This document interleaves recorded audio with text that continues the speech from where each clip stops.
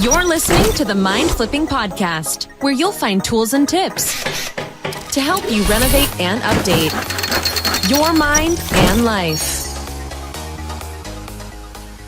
Brian, thanks so much for being on the Mind Flipping Podcast. Thanks, Rick. I really appreciate it. Yeah, I'm so excited to have you. You know, as we were chatting before I clicked record, you've got all of the things that I love to have in my guests, to have in my listeners and people, and that's coaching and NLP and a bit of hypnosis. And but mostly what I really like is kind of the caring element that comes into those that you coach, which are vets. So all of that, I guess, let's start with what do you, if somebody meets you at a cocktail party, what do you say you do? Right. Yeah. And that's, and when we say that word vets, right? So a lot of people think vets, they're either going to think one of two things. They're going to think veterans or they're going to take veterinarians. So forgot about that. Yeah. Yeah, exactly. So you've got the kind of the two elements of that. And while I've done some work with both, primarily what we do is we work with veterinarians. So what I do and what my partner and I do in business is we coach veterinarians how to thrive in life, love, and career. So it's kind of my partner is a veterinarian and I come from the coaching realm. So we work with veterinarians on how can we help them to do better in life. And it's, people think veterinarians, why would you work specifically with veterinarians? And it's a really unique niche in business because veterinarians have a lot of struggles that most people would never, ever think about. So, and we'll talk about that kind of as we go into it. But yeah, so we coach veterinarians to thrive in life, love, and career. I love that. Yeah. And I do want to hear about that. But one of the things that you said there, that thrive thing, I think most of us as coaches, we end up working with people that come to us anywhere from struggling, surviving on some level in some area of their life, to all the way to the other end of wanting to be a high performer and thriving. And it sounds like your work with veterinarians is that whole spectrum from struggling to survive to maybe being a high performer and thriving. Right. Yeah. And the way we kind of think of it too, and if you were to look at a bell-shaped curve of pretty much any career, like people that are kind of on that lower end of the bell-shaped curve, those are the people that are doing everything they can to survive. The middle part of the bell-shaped curve, they strive for more, but they don't quite know how to get it, versus the people that are really making a difference. Those are the thrives. Those are the ones that are moving the needle and they're really shifting the entire bell forward. And that's, so we kind of take the stand of, if I can help more people thrive, it kind of brings the whole bell forward. And even the people that are struggling to survive are better therefore, versus dumping all of our resources into the people that are just looking to survive, because many times they just don't hear the message. Yeah. Or conversely, putting all your resources, your professional resources on the high performers, and those are looking to thrive. I love that mindset and that intention that as you help, move the whole curve is kind of what you're saying. I like that. Right. Yeah. So it's a lot of fun. Very cool. So we can come back to that. I want to hear about that broad spectrum, the challenges with veterinarians in really survival, perhaps all the way to the thriving. But before we get there, how the heck did you go from coaching to that? Yeah. So this is part of your personal mind flipping story, or? Yeah, it is. So my personal mind flipping story. So in 2019, it'll actually be 30 years that I entered into the world of quote unquote human performance. So I started when I was an undergraduate in college, working on a degree in what was physical education. Now most people would call exercise science, but it was physical education then. But I was not taking the teaching route. So in 1989, I took my first job working in a health club and kind of going through this process of learning to help people make change in their life. And I went through, this was kind of the first big dramatic change in my life, because I lost 3 grandparents in a 6.5-month period to 3 different types of cancer. Oh my gosh. So, and I was working going into computer science.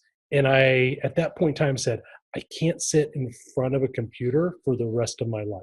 And when all of that, so that kind of shifted my whole life towards exercise, wellness, fitness, nutrition, and kind of that whole thing. And then I was fortunate enough to go through college and get a master's degree, where I actually got a scholarship to get my master's degree at the University of Kentucky, where I'd done my undergraduate. And so that was kind of my shift into it. So that was in 1989. So next year will be 30 years that I kind of entered in that world of health and wellness and human performance. So when you said 30 years ago, my first thought was, what the, did you start when you were in grade school? You look good. And well, it makes sense because you're exercise physiology, you're taking good care of yourself. Right. Yeah. So for the most part, which is going to kind of lead into that next part of the story, but yeah, I just turned 50 in this past January. So it's, so it was a couple years in college figuring out what you wanted to do and kind of went from there. So yeah, it's been quite the journey and a lot of different things over the way. But I went from being kind of going through that whole world of dealing with people in the fitness and the health and nutrition world. And then I kind of got jaded with the whole thing. And I realized along the way that they never taught me anything about business and finance and money along the way. So I took a 10-year hiatus, kind of training people on the side a little bit, but I became a stockbroker for 10 years. Wow. And like traded options, and like I needed to know retirement plans, all those things. So I took this deep dive into the world of finance and went to work for one of the largest financial firms that's out there that does mutual funds and stocks. And so I traded those for a long time and worked with people. And then I was like, I'm done. And I need to go back to what my passion is, which is the world of fitness. And so I really started working with endurance athletes. And I'd kind of been a runner and done some different things along the way. So I started working with Ironman triathletes, and I started working with marathoners and ultra marathoners, and kind of looking at how do we train them from the way of that most people do of you throw everything against the wall and see what sticks, and you kind of beat them down, which is the old way of training. How do I apply the principles of exercise physiology and get the most out of doing the least? Sure. So I kind of worked through that, and I was in the middle of training for my Ironman when I had a little minor hernia repair, inguinal hernia repair, and they did the mesh repair, and they're like, you'll be out for 3 weeks from training and blah, blah, blah. And that was 6.5 years ago, and I've still never been able to return to training. Wow. So it was like kind of led to a whole issue, which was the first part of my mind flipping. So what happened here was I went through had this little minor hernia repair and tried to go back to training, and things were just never quite right. Constant pain, chronic pain, and like kind of like dealing with issues. And it just kind of compounded year after year. And 6 years later, I'm 60 pounds heavier than I was when I was training for Ironman, and never like been able to get back on the bike, and running was uncomfortable. And as somebody who knows running mechanics and biomechanics and has trained people in efficient running, there was like this, I can't keep doing this. There's just something about me that I can't be the quote unquote fat running coach, right? It's just not, it's not going to be there. So there was that shift of, okay, now what? Now what am I going to do with my life? And it was a conversation that was had in the car with my partner. We were in just outside of Chicago in Schaumburg, Illinois, on the way back to Kentucky. She does some things with different organizations in the American Veterinary Medical Association. We were on our way back, and we had this conversation about she's looking for something to do, and I'm looking for a change. And we said, well, wait a minute, why don't we apply what I do for these high performance athletes and apply it to your career?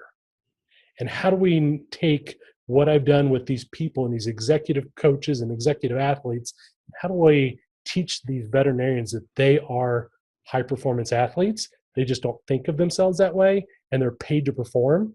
And if they can't perform at their best, they're not going to be paid the best. They're not going to do the best. They're not going to be able to take care of animals. And there's just kind of a lot of struggle that's there.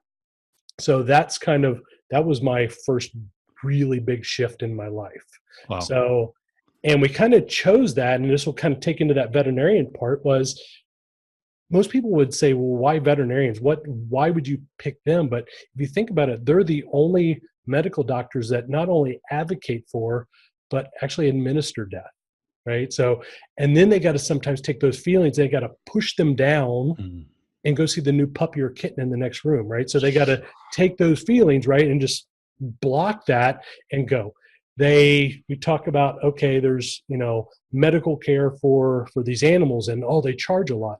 Actually, the average veterinarian, when they come out of school with their doctorate, only makes $60,000 to maybe $70,000 in a year, Wow. and they come out with probably $250,000 in school debt Wow. or more, right?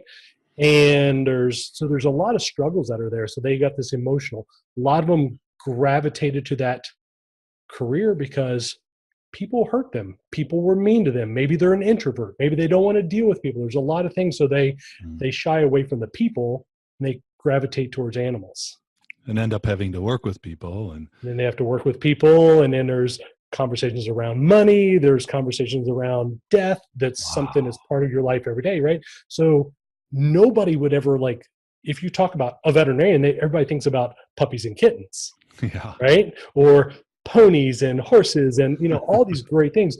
And there is that part, and they love that part, but there's this other part. And we said, how do we take and teach them that it's okay to thrive in life, and how do you do it? Yeah. Wow. With all of that, with the average financial struggle that a lot of veterinarians start with the average / common emotional struggles that come with death and sorrow and trauma, how do you find a way to still thrive? Right. Wow. Yeah. So it's a unique thing that most people and unless you're in the industry, you would never think about it as well. So and so I'm sorry, your partner's first name? Or her name is Jennifer, Dr. Jennifer Quammen. Dr. Quammen. So did all of this come out like in that car? Pretty much, yeah. So she said, she was 5 or 6 years out of veterinary school. She was medical director of a 7-doctor practice, and she was doing really well. But there was still that question for her of what's next. What do I do that helps me to continue to grow as a veterinarian? Yeah. So she was like, do I deal with sports medicine? Do I deal with this? Do I deal with that? And then she's very much an empath and likes, and kind of that idea of helping people. One of her mottos is to change the world, to make the world a better place. And so we said, okay, let's start by helping your industry. And so it started out as a conversation. That's been almost 5 years ago now that we started our company. It's called High Performance Living, which, kind of goes into that whole idea of living a high performance life. I love it. And the website is HIGH per PER living, right? Yeah. High perf, PERF. So short for performance. Yeah. So highperfliving.com. So yes. I love it. I'll put links in that at the show notes at mindflipping.com for that. Yeah. And so I'm just kind of envisioning that car ride from Schaumburg to Kentucky and her light bulbs and sparks going off and yours, and together there's this, holy cow, they're kind of merging together. Right. Yeah. So it's, so we kind of eliminate that high school term of boyfriend, girlfriend, because we really are success partners. So success partners in life, success partners in business, and how do we help create success for other people? I love it. Fantastic. Yeah. Very cool. So there was I heard a few personal mind flipping stories there. Right. You said the big one was in the car, but I heard other ones like college and the surgery. That was the first big one, was the surgery of going, what's next? Because I can't do what I've always done. Yeah. Wow. Yeah. And for our regular listeners, I shared my what's next, what now story on episode 20, where I was a house flipper. And when the market turned, what are we going on 10, 12 years ago now, that's kind of really how I got to coaching and hypnosis. And it was, what next, what now? So similar. Yes. So very cool. So you've been doing this work for 5 years, give or take? About 5 years now. Yeah. Okay. Any professional mind flipping stories that you'd like to share? So if we continued on that realm of what happened after my surgery and kind of then through the career, another big one for me happened here at HypnoThoughts this year. Was I was talking actually about my surgery and how I've had this chronic pain, and we're actually at out by the pool on the Thursday night before the Yeah. event, and one of the people that I've been in the kinetic shift class for Carl Smith's class with, and we're sitting there talking about it, and I'm talking about my hernia and my pain and all that, and she kind of talks about that, and all of a sudden she's like, that's the thing right there that has been holding you back for so long, and you need to integrate this. And basically we did a hypnosis session that was about 3 minutes long next to the pool at Hypno Thoughts, and since then all of my pain has disappeared. Right. So pain. So me as a hypnotist and NLP and all the things, right, I haven't been able to take care of this myself. And then I'm having a conversation with somebody at the pool, and then, here it is after 6 years of pain, boom, it's gone. Wow. So that was the opposite effect on the mind flip. Wow. So, Very cool. yeah. So there's a couple of things there that I want to jump into. First of all, you said it was 3 minutes, which, that us who do this regularly, this being whether it's hypnosis or coaching or meditation, we know that it doesn't have to be long and drawn out or formal. That Right. stuff happens quickly. It happens Right. quickly often. Not when I say all the time, it's often, but not every time, obviously. Right. The other thing you said is how, us who do this work, we need help too. It's hard for us to apply it to ourselves, and it took 6 years for all the stars to align and you be by the pool. It was Right. I love the heat, so I'm going to give the Vegas heat a little bit of credit, And Yeah, absolutely. Yes, I love the heat too. And then you also mentioned kinetic shift and hypnothoughts. So it's probably come up on this. Hypnothoughts is just a conference of 1,000 plus hypnosis practitioners and people interested every year in Vegas. So my first guest, Scott Sandlin, is one who started that. You can find him on the Mind Flipping podcast. You also mentioned kinetic shift. I'm kind of familiar with it, but for our listeners, can you describe that? Right. So kinetic shift is a hypnosis technique that comes actually from Carl Smith over at the UK Hypnosis Academy, and it kind of comes out of his work that's there, which is that hypnosis is not a state of eyelids, so it can be done with the eyes open.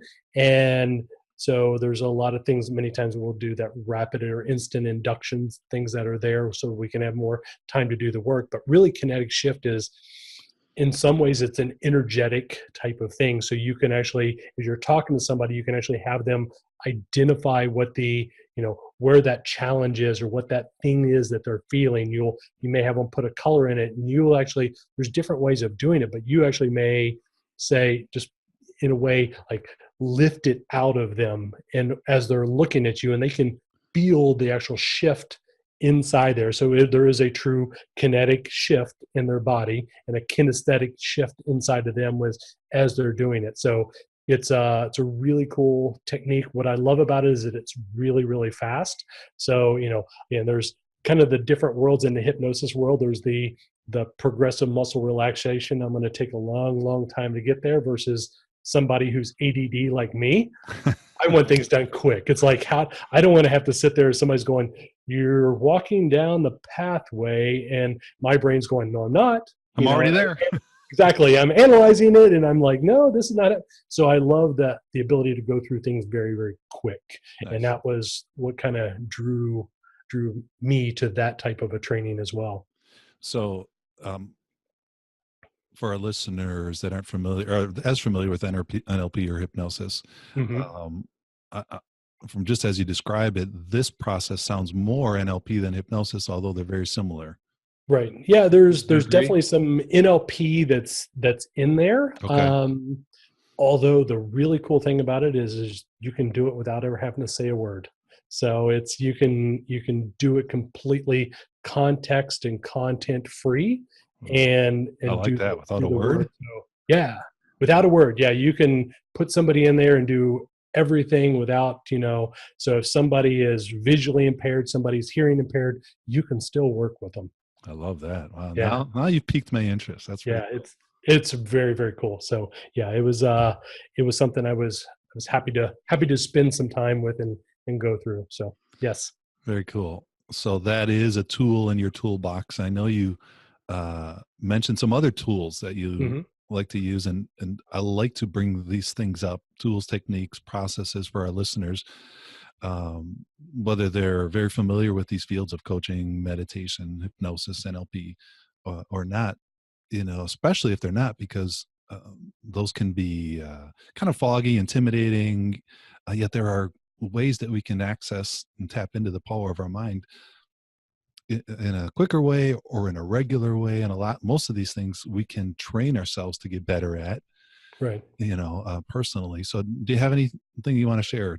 Yeah, so there's one of my big ones. So a lot, obviously one of the big buzzwords in the world now is meditation and mindfulness, right? So there's definitely an overlap of what goes on in hypnosis and NLP, especially if you're using a progressive relaxation type thing Yeah. of that meditation and in overlap into hypnosis. But one of the things that I've actually found that I like to work with people and I will train from coaching is a Muse headband. So I've got my Oh, Muse yeah. headband here. And the Muse headband is awesome because this is a hospital grade, research grade, personal EEG device. It's a 7 lead that you can actually get immediate feedback on what's going on in your brain, right? So as a practitioner, you can use and get data on somebody and see what changes somebody's going. But as somebody who's wanting to learn meditation, this is one of the easiest way, and like a $249 device or whatnot, and that is going to teach you how to meditate and teach you that you're doing it right. Right. That's the big thing. People are like, "Am I doing it right? It says to clear my mind, but I'm thinking about everything." It's so that Yeah. that feedback, the biofeedback that comes along with learning a skill. And meditation is absolutely a skill. Yep, something we can get better at. And yeah, the Muse, I was just grabbing off my desk for our Mm-hmm. listeners that can't see us. I'll put, we're recording a video and I'll put that on mindflipping.com so you can see our pretty faces and and see what these muses look like. I've got one here as well. And you're right, it helps train us so we get better at it. But that's a great point, that there is that question, am I doing it right? And it's almost like here's a, a authority, a company that specializes in it, that's leading you and kind of giving you affirmation that, yeah, you Mm-hmm. things are going to come in, Mm-hmm. and you can Right. still be doing it right as your mind wanders. Right. And with the group that we work with veterinarians, they are scientists. That's what they do. Oh They yeah. look at data all the time. So if you're doing labs on an animal, you're doing a test, you're making a change, and you're retesting and seeing what changes happen. The same thing is happening when we're learning to meditate. Is I'm measuring and I'm making a change, and I can see how that change happens over time. And that is a great way to somebody who is like, well, I'm not really sure whether this thing is working for me.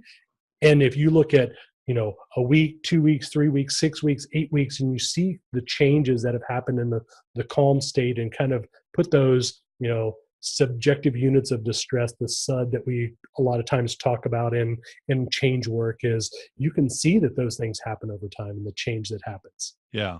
And so if our listeners may not be able to see, it's something that just goes on our head. And for our listeners Mm-hmm. that can, you just kind of put it on like this, and it, yeah, you can see graphed your brainwave pattern. So Mm-hmm. you've got empirical data. It's pretty cool. Yeah. So yeah, so it takes that, it adds science for what many would people consider the woo, right? So Yeah. Yeah. yeah, As much as we can. Cool. yes. Any other tools, techniques, processes that you incorporate? I know there's so many. Yeah.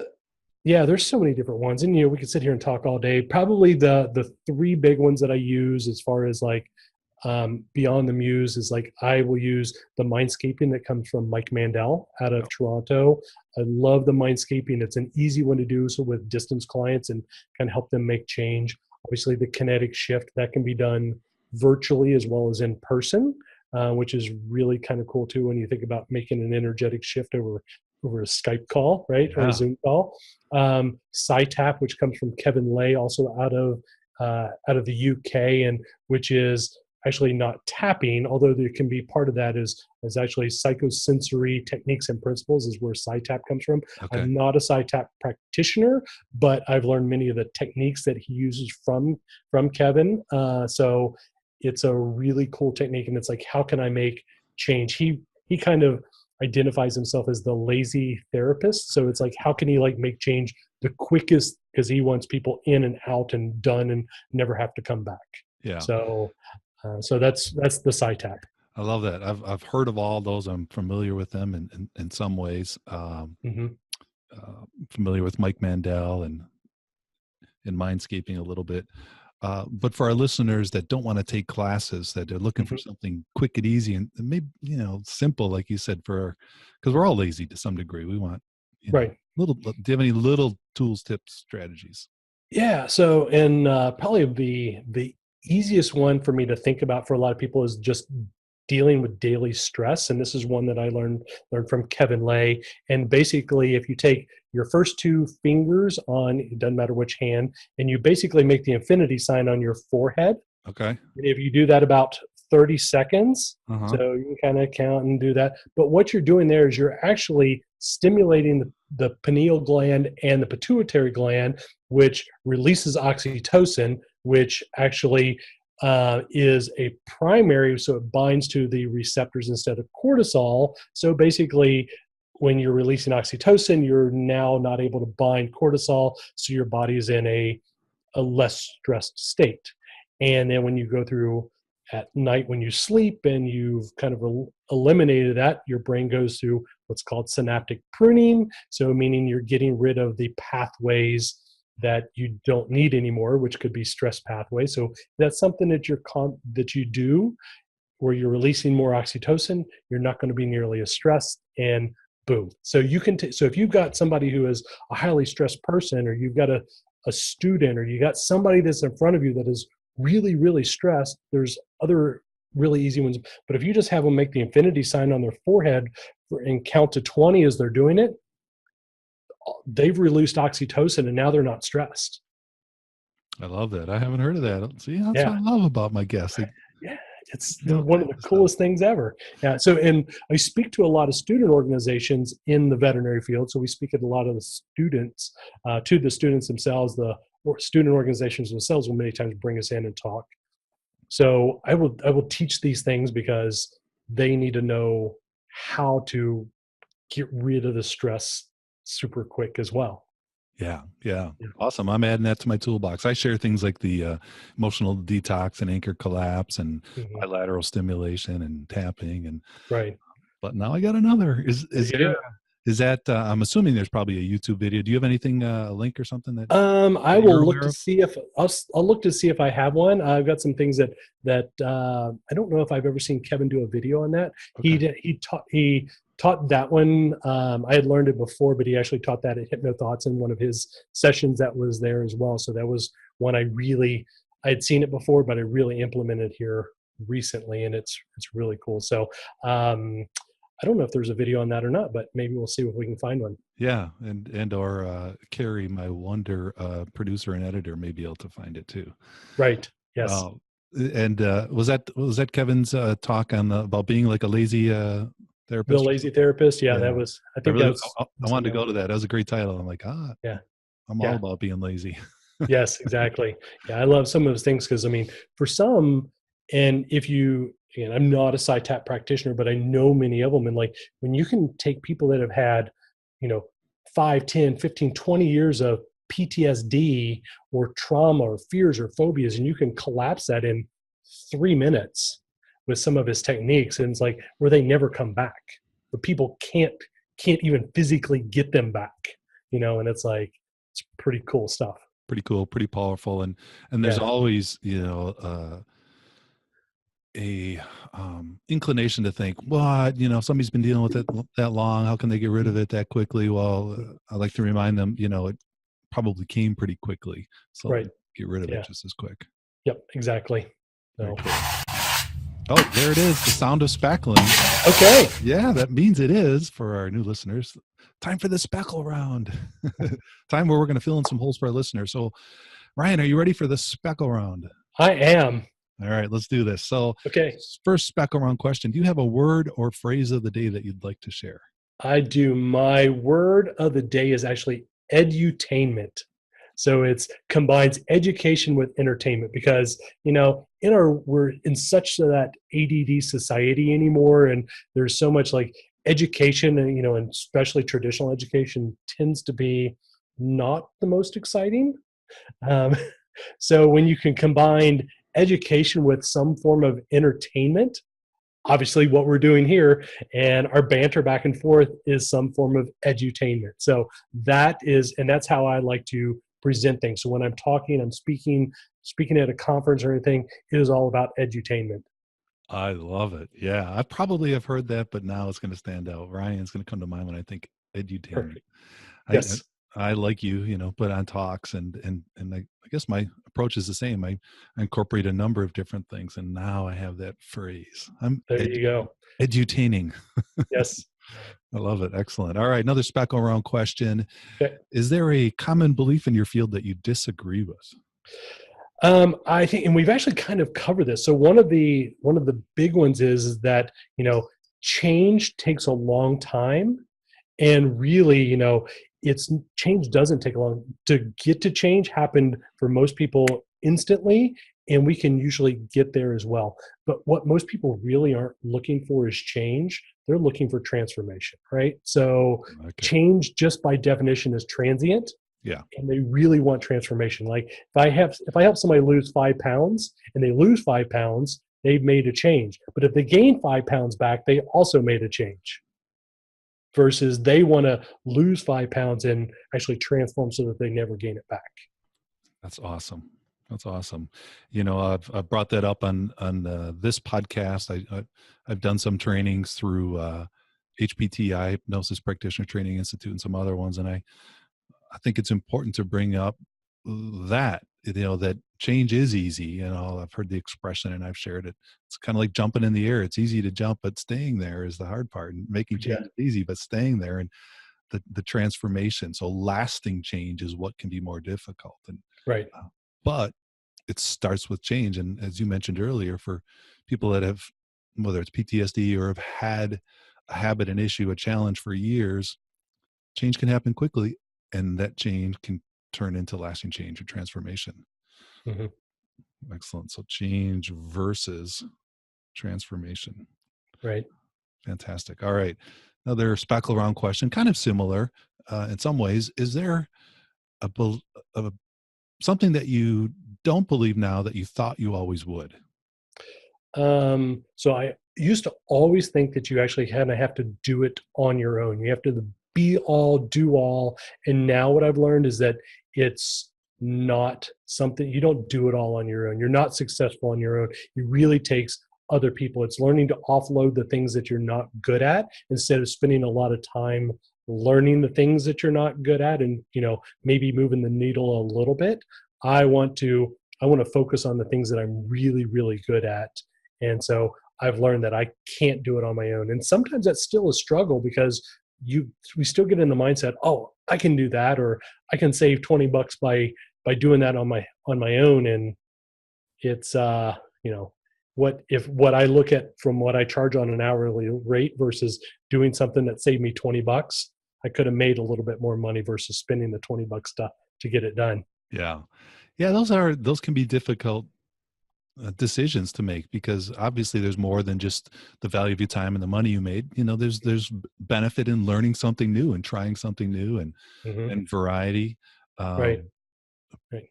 But I love doing things. I love, working on tech things and love tinkering around with websites and new software and all those things.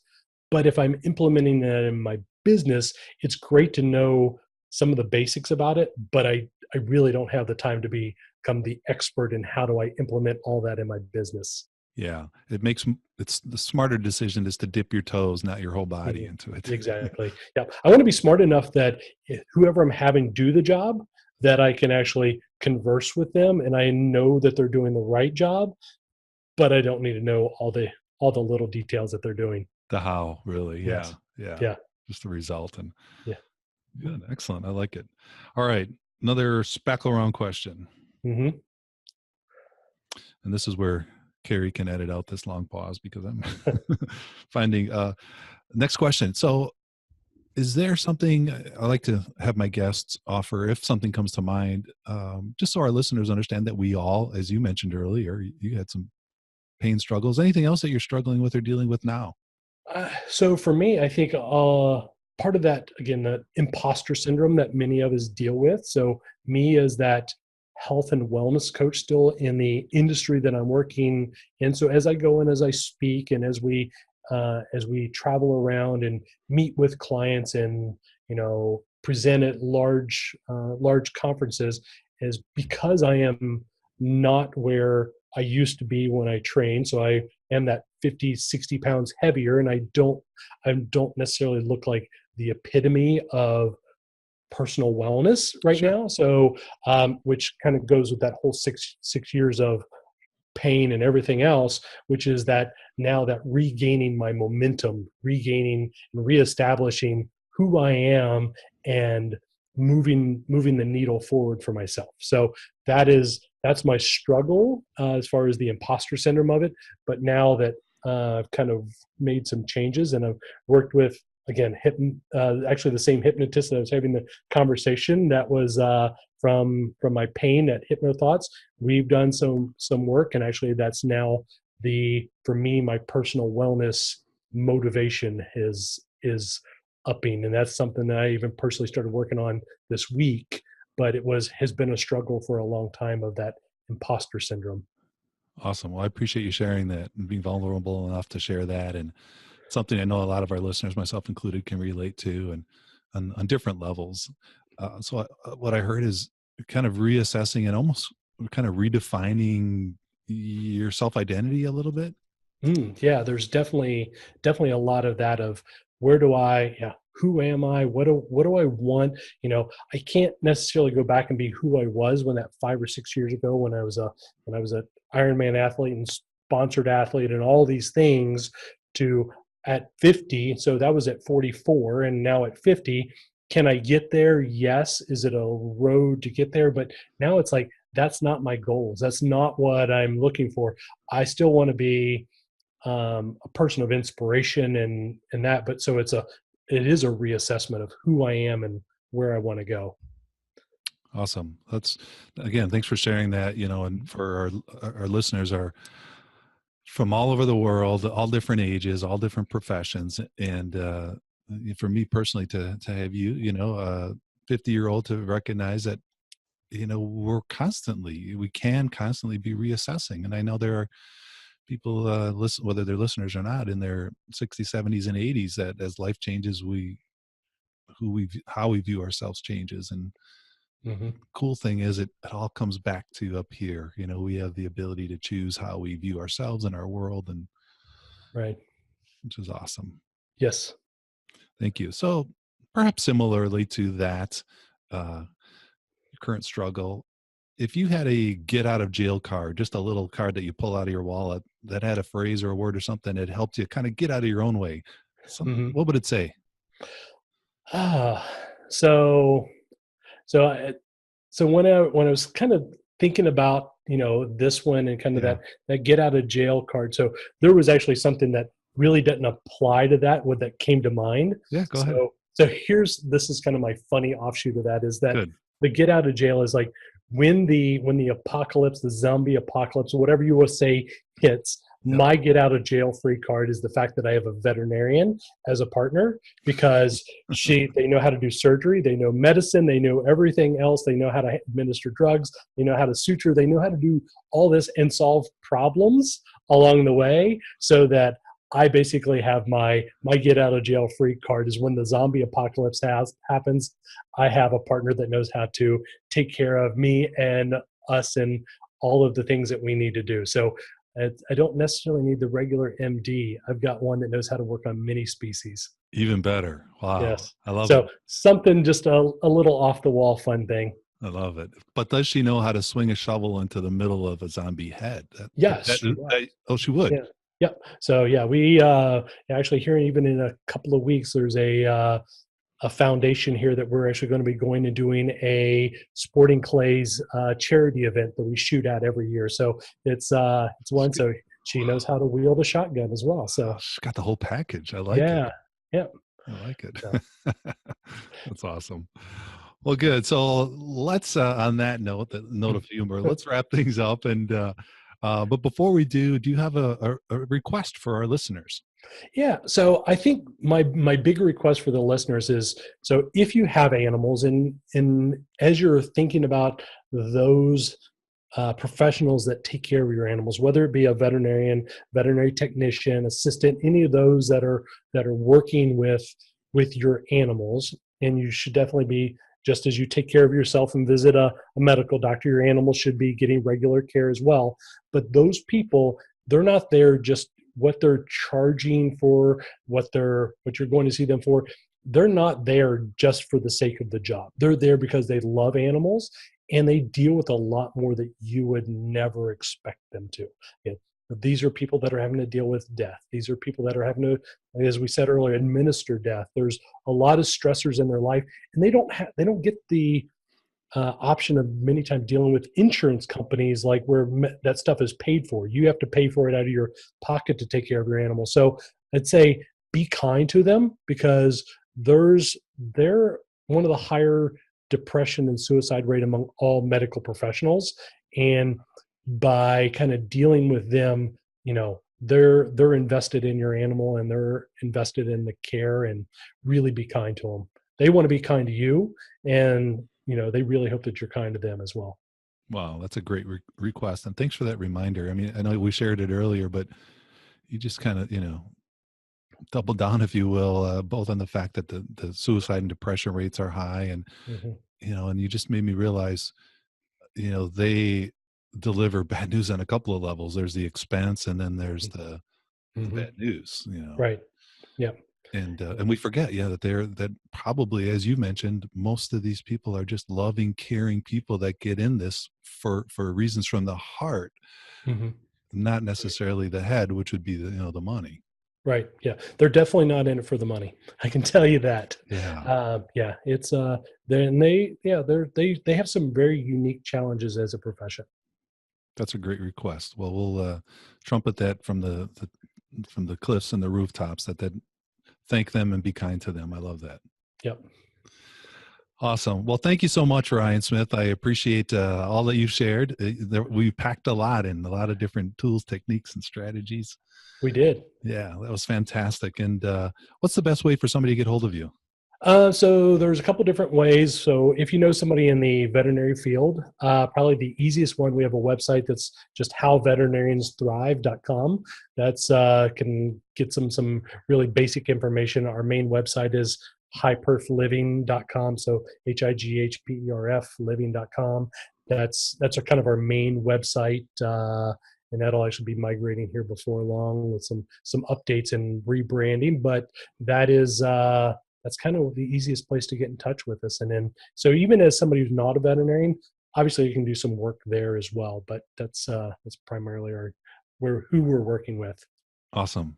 Well, you're doing great work. I'll put those links, Carrie, my editor, will put those links in the mindflipping.com show notes for this, which will be episode number 49. Thanks, Ryan. I appreciate all that you're doing, and thanks for being a guest. Great. Thank you, Rick. I appreciate it. You bet.